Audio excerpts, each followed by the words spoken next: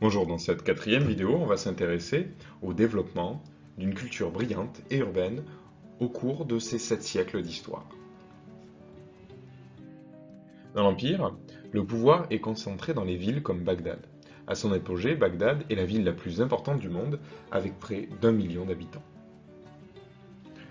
En son centre, Bagdad, dont on ne dispose que de descriptions, abritait la mosquée et le palais du calife. L'ensemble de l'administration et le reste de la ville aurait été organisé autour de ce centre, pour montrer l'organisation de l'Empire centrée autour de la religion et du pouvoir du calife.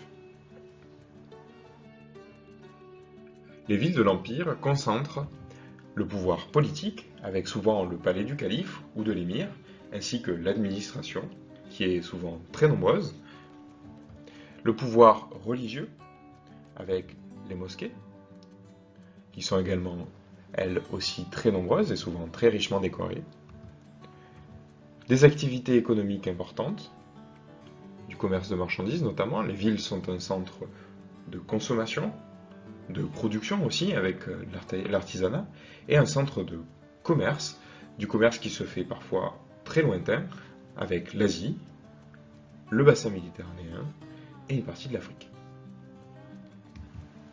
Les activités scientifiques sont également nombreuses. On trouve dans les villes des artistes renommés, des savants.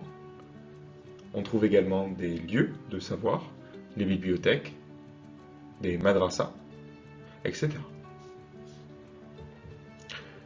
La culture qui se développe est extrêmement brillante et l'islam reste jusqu'à la fin du Moyen-Âge un centre de production et de circulation majeur du savoir dans l'espace méditerranéen. En résumé, les villes sont le centre du pouvoir. Elles ont un rôle donc politique, religieux, un rôle économique et un rôle culturel et scientifique.